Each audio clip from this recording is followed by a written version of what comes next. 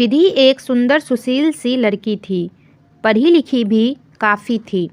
मायके ससुराल दोनों जगह पर वह सबकी दुलारी थी। वह सबको पसंद करती थी, उसे भी सब लोग पसंद करते थे। सिर्फ उसकी ननद गरिमा का हर छोटी छोटी बात पर रोकना टोकना उसे कतई पसंद नहीं था। विधि पर विधि की सास से अधिक हक उसकी ननद गरिमा जताती थी। यहाँ तक कि विधि को उसके पति आकाश के साथ उठने बैठने में भी गरिमा की नज़र होती और वह हर बात पर भी कुछ न कुछ समझाइश अवश्य देती थी। इस बात पर विधि को चिढ़ सी होती थी। विधि की सास सरोजनी जी को भी अपनी बेटी गरिमा की यह आदत पसंद नहीं थी। वो भी उसे हमेशा समझाती रहती थी, लेकिन कोई भी बात गरिमा के भेजे में घुसती ही नहीं थी। वह एक कान से सुनती, दूसरे कान से निकाल देती थी। जैसे हर किसी के काम में अपनी टांग अड़ाना वह अपना मौलिक अधिकार समझती थी। एक दिन कमरे में आकाश और विधि आपस में कोई बात कर रहे थे।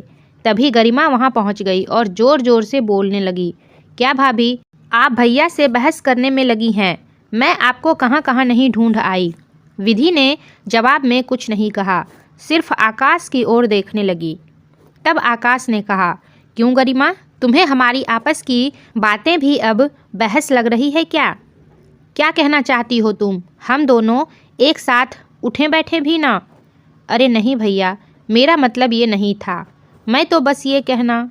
गरिमा की बात को बीच में ही काटते हुए आकाश ने कहा, तुम्हारा मतलब तुम ही जानो और जाओ अब यहाँ से। गरिमा भी वहाँ से वापस चली आई। फिर जब शाम को रसोई का वक्त हुआ तब खाने में अपना रंग दिखाने लगी। भाभी, ये क्या बनाया आपने? आप तो जानती हैं ये सब यहाँ कोई नहीं खाता। कम से कम माँ से या फिर मुझसे तो पूछ लिया होता कि किसकी क्या पसंद है। वहीं पर गरिमा की माँ सरोजनी जी ने तत्काल चक्कर कहा, वाह विधि, ये तो तुमने लाजवाब डिश बनाई है। मुझे तो बहुत स्वादिष्ट लगी। मुझे भी माँ बहुत बढ़िया खाना बनाया है विधि ने, लेकिन शायद गरिमा को पसंद नहीं आया। इसके लिए दोपहर का कुछ खाना बचा हो तो ला दो विधि। बिना मन के जबरन क्यों खाना, जब कोई भोजन रुचिकर ना लगे।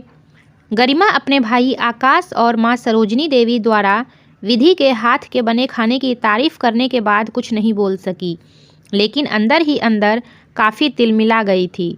फिर सबके साथ उसने अनमने ढंग से ही सही पर खाना खाया। उसके बाद वह कमरे में चली गई। कमरे में अपने बिस्तर पर लेटकर वह सबको बहुत देर तक भुनभुनाती रही थी। गरिमा को ठेस इस बात की लगी थी कि आजकल विधि के आ जाने के बाद से उसकी पूछ परख घर में कम हो गई थी, जबकि वह हमेशा से टॉप पर बने रहना चाहती थी और आजकल उसकी इस मंशा पर पानी फिरता हुआ सा लग रहा था। इसलिए वह अंदर ही अंदर तिलमिला रही थी, जबकि ऐसा भी कुछ नहीं था। पहले वह अपनी माँ के साथ घर के कामों में हाथ बटाती थी तो सब लोग उसे ही आवाज़ लगाते थे, गरिमा ये, गरिमा वो। अब जब विधि घर के कामकाज संभालती है तब गरिमा दूर से तमाशा देख रही होती है। ऐसी स्थिति में उसे आवाज़ लगाकर कोई कुछ नहीं पूछता, बस इसी बात को वह अलग नज़रिए से देख रही है। एक दिन सबकी एक साथ कहीं घूमने जाने की प्लानिंग बनी। आकाश, सरोजनी जी, विधि एवं गरिमा चारों।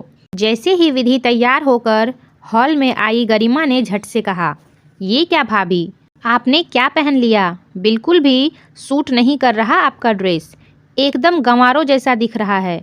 आप पढ़ी लिखी हो, कम से कम ढंग के कपड़े तो पहन लिया करो। आपको पता होना चाहिए आप हम सबके साथ जा रही हैं। हमारी भी सोसाइटी में कोई इज्जत है, अपना नहीं तो कम से कम हमारा ही ध्यान रखा होता। विधि ने कुछ नहीं कहा, बस रुआंसी हो गई। इन कपड़ों में क्या बुराई है गरिमा, मुझे बताओगी क्या? सरोजनी जी ने गुस्से से पूछा। माँ, बुराई तो कुछ नहीं है, लेकिन ये रंग बिरंगे से कपड़े गांव वालों की तरह लगते हैं। नई ब्याहता है तो रंग बिरंगे कपड़े वही पहनेगी ना, या मैं पहनूंगी?